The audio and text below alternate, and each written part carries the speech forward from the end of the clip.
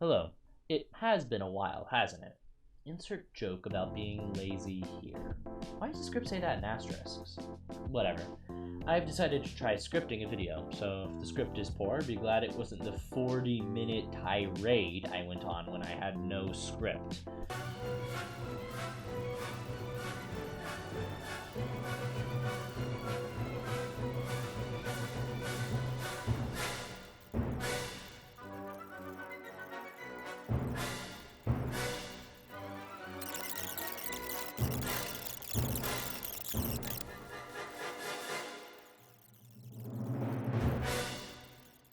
Regardless, I should get a move on before the heat death of the universe, so let's go ahead and talk about why I'm here.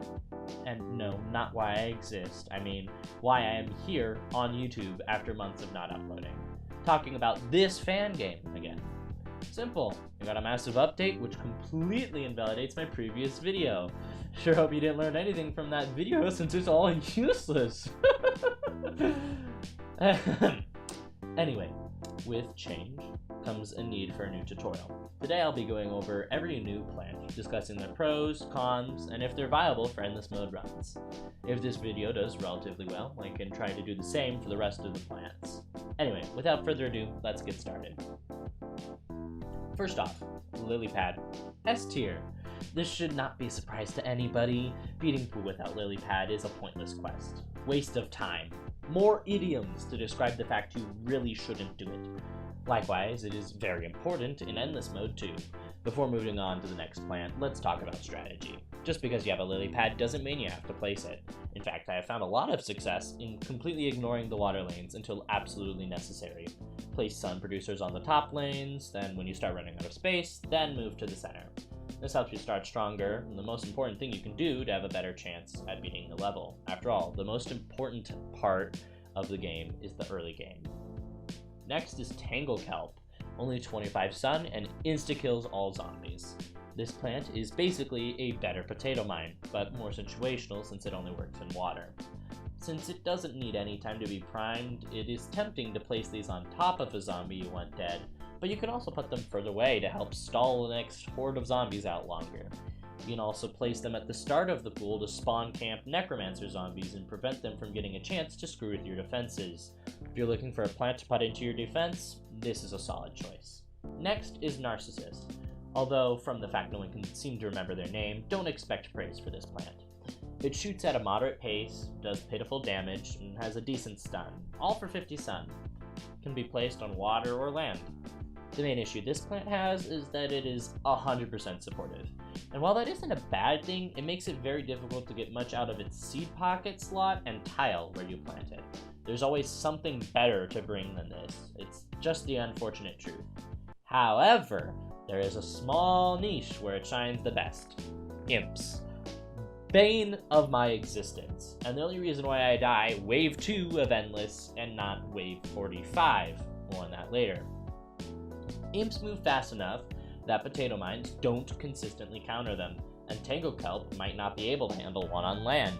Early waves, you have very little sun to start with and very few scene slots, so you can bring a sun producer, a powerhouse, potato mine, and Narcissus to take care of the early imp pests without any issues. Narcissus is also able to kill imps so long as they start being hit 4 to 6 tiles away from it, so you have a bit of leniency. Late game though, there's no reason to bring this guy, bring something else instead. Next one is one of our MVPs of the pool plants, Rutabaga! Sound the air horns, get the royalty-free cheering sound effect, find more hype noises. Rutabaga, my beloved, is a really well-balanced plant that is also really good. It is a great in-between plant that I wanted even back during old runs of Endless, so this has been a long time coming. It costs 150, shoots 4 attacks diagonally, and it does good damage. One of these can solo basics and cardboard zombies and get Coneheads low if not outright killing them. Obviously they struggle more when it comes to large crowds, but it's not like you're going to have only one.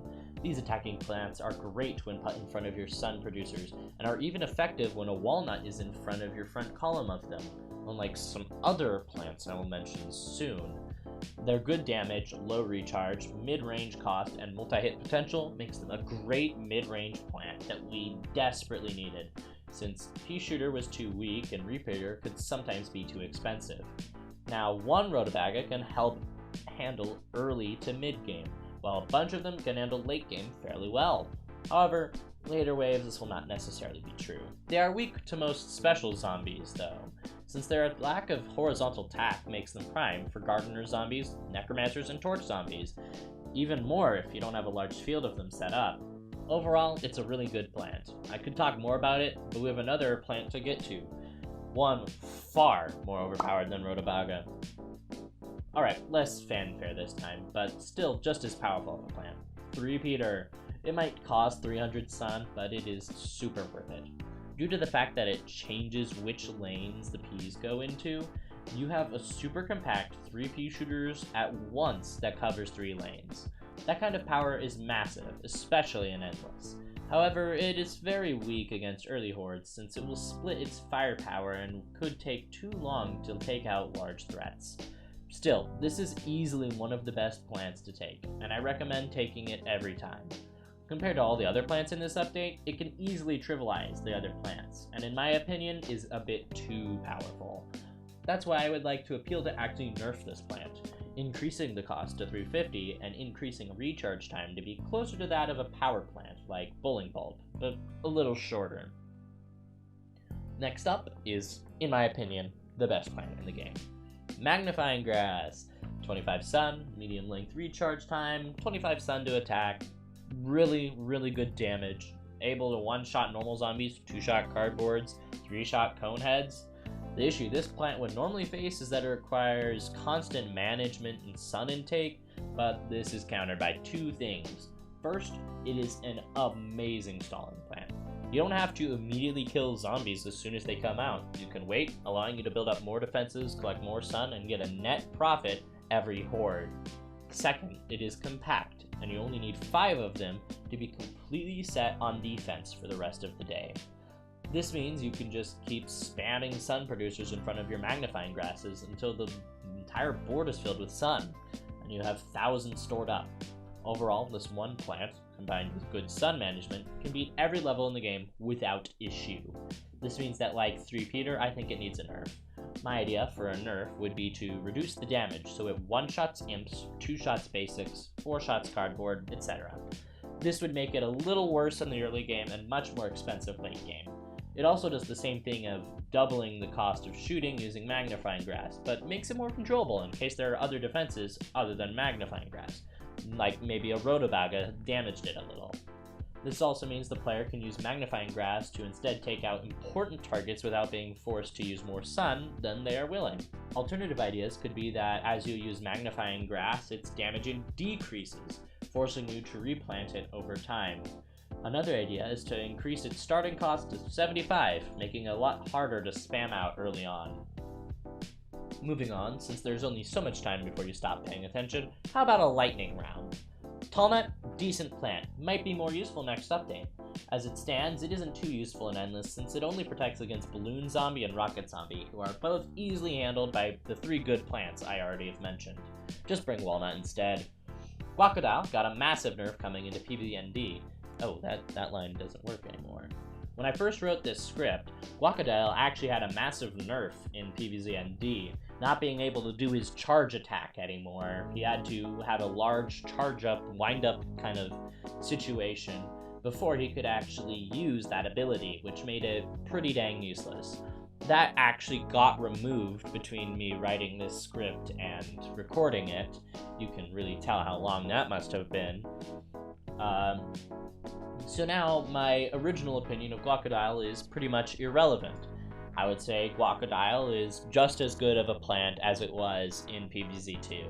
I personally don't find much use out of it because 150 sun for a free lawnmower that is like slightly weaker just doesn't feel worth it to me. I would much rather spend that sun on a more permanent defense. It might work better as an instant plant than an actual attacking plant, and at that point just bring like Cherry Bomb. Scream Melon, or Serious Watermelon, is a decent plant, but is way overhyped for his utility. Until we get Garlic, he has to be your frontliner to do any decent damage, and you can't really protect him with a Walnut. With his health though, he can easily be killed by coneheads or bucketheads. If you have a lot of them, it isn't much better, since damage fall off means that only 3 or so will effectively be doing damage to the zombies. Good luck getting those out with how low his recharge time is. Don't bring this plant into Endless. It's not worth it until its damage fall off is reduced or the seed packet recharge is reduced. Last in the normal unlocks is Jalapeno, which is pretty good. Hard counters Zomboni, but also works well during waves at getting rid of the most annoying lanes, such as lanes with multiple bucketheads or multiple special zombies like Necromancer or Football Zombie. With the speed round done, let's move on to the hard mode unlocks. Chomper is interesting, but still falls victim to the issue that he has very limited range and is very weak against hordes of zombies. His goop helps to make up for this a lot, but should still be used as a supportive plant. This all makes sense for the 150 sun cost, but a small rework would be appreciated too. Something like increasing it to 200 sun cost and giving it an extra tile of range, or reducing the amount of time to digest a zombie would be a good place to start. Maybe it could lose its insta-kill ability and just do flat damage, and in return have a very low digest time. Comment your opinions and any potential rework ideas, and consider posting them in Chris's Discord server. Link is in the description as always. The last unlocked plant is Cattail, who is just as good as they were in PVZ 1, if not better, since they can be placed on land now. They can handle Endless mode fairly well, and can definitely be your main attacking plant, but unfortunately are a lot weaker in later waves with large hordes of zombies. Still a very solid pick, and definitely be a bunch of waves for me when I was doing my Endless runs. Alright, now for the final 2 plants. The shop plants. Some of you might have forgotten about these guys, but I'm bringing them up because they were added in the update. I might as well. I will not be going over the costumes, however, simply not time for that, and I don't want to waste any of your ever so precious attention. I don't have my Subway Surfers screen underneath the video working right now, so I'm trying my best to keep you interested here. The first of the shop plants is Squash. Amazing plant, I always bring them into my Endless runs. Reason is simple, it's a better Tangle Kelp and a better Potato Mine. Tangle Kelp's issue is that it can only be placed in water, but with Squash, you just need 50 sun for the Squash and 25 sun for a Lily Pad. A 75 cost instant kill isn't that big a deal, and that Lily Pad that you used can be used for more plants later, so it's not even that big of a loss of sun. Potato Mine's main issue is that it takes a long time to prime, but Squash is instant. Additionally, it can hit multiple zombies at once, unlike Tangle Kelp, with a more lenient hitbox, unlike Potato Mine. Overall, an amazing plant. A small nerf increasing the cost to 75 might be good, but it's on the line of being balanced, not balanced, so it's up to Chris on whether it needs to be changed or not. Lastly, Torchwood. Dear goodness, this plant needs a nerf, and soon. Get a high Endless mode streak while this plant is still available, because I anticipate a big nerf next update. For starters, it is only 175 sun, but has a ton of uses. Firstly, it greatly increases the DPS of pea shooters. Second, zombies eating it take damage. Third, it has a meaty health pool and can easily act as a wall plant. Fourth, it explodes on death. Not as much as Explodonut, but still an explosion. This makes Torchwood the hands-down best wall plant in the game. It still has utility outside of being a wall plant. Torchwood plus 3-peater is very expensive, but can easily handle almost anything Endless can throw at you. This combo is only outclassed by Magnifying Grass, but that's to be expected since Magnifying Grass is technically cheaper to use than this combo, which also allows for more sun producers. A nerf for this plant would either be a big increase in cost to 250 or maybe 275, maybe an increase to 225 and increased recharge time, or a removal of one of these massive buffs, such as the explodes on death and damage while being eaten. Alright, now, to end the video off, let's talk strategy. In my last video, I would use twin sunflowers a lot more since the levels were ridiculously difficult and I needed every seed slot I could get. Since then, we gained another seed slot, and with the rebalancing of Endless mode is far more reasonable now. Early hordes are actually plausible to deal with, meaning we can finally move to the far superior sun producer, Sunshroom. I knew it was the best sun producer even in the previous updates of the game, but could never use it since daytime waves needed coffee bean, which generally took up a much needed seed slot. Now we have no such issue. We can reap the profits too. Sunstream allows us to easily get thousands of sun by the end of the day, so cost isn't much of an issue. When it comes to early game, potato mines still can't be beat. However, squash is a must pick as well for pool levels, since they can handle all stages of the game easily, and act as a cheap way of handling the pool. As for attacking, there are a lot of routes to go that handle waves fairly easy. Strategy 1 is one of my favorites. 3-peater plus Torchwood, super strong, powerful, can handle your endless run for a long time. Strategy 2 is the Cattail plus Ice Pea strategy. The stalling helps Cattail get more DPS in, and with decent sun production is still highly spammable. Also pretty satisfying watching all the attacks converging on one zombie. Strategy 3 is the Rutabaga plus Walnut strategy. Solid, it can handle itself very well. It will struggle a lot more than the other two, but can still get quite far. Strategy 4 is, in my opinion, the best. It's the Magnifying Grass strategy, and it's the best for all the reasons mentioned in the Magnifying Grass section. High DPS, only needs one seed packet of attackers for this strategy, counters everything in the game as of 1.2.8. When I completed 50 waves in both day and pool, this was the strategy that won the easiest. Cattail and Rutabaga struggled a little in day endless near wave 40, but 3-peater could easily handle all 50 waves. However, in pool, Cattail fell further behind, while Rutabaga was actually slightly better. Both were still barely able to handle waves 30 through 40. After wave 40, even 3-peater couldn't handle the sheer number of zombies. But throughout all of it, Magnifying Grass had no issue and could take all of these challenges easily. Alright, let's wrap it up. I love the new update to the game. It adds a lot of fun mini-games, interesting plants, and adds the more difficult Pool Endless. Some plants need to be nerfed, others buffed, all of which I have taken note of in this video. If you hadn't had the chance to finish the newest update, I highly recommend playing through it all, and even giving Endless Mode a try. Hopefully you learned something from this video, and good luck with your planting. Oh, and one more thing before I leave. I need to stake my claim before it gets taken away from me. My next video is going to be a challenge run. One where you cannot use plants in the world you unlock them. This is going to be fun. See you then.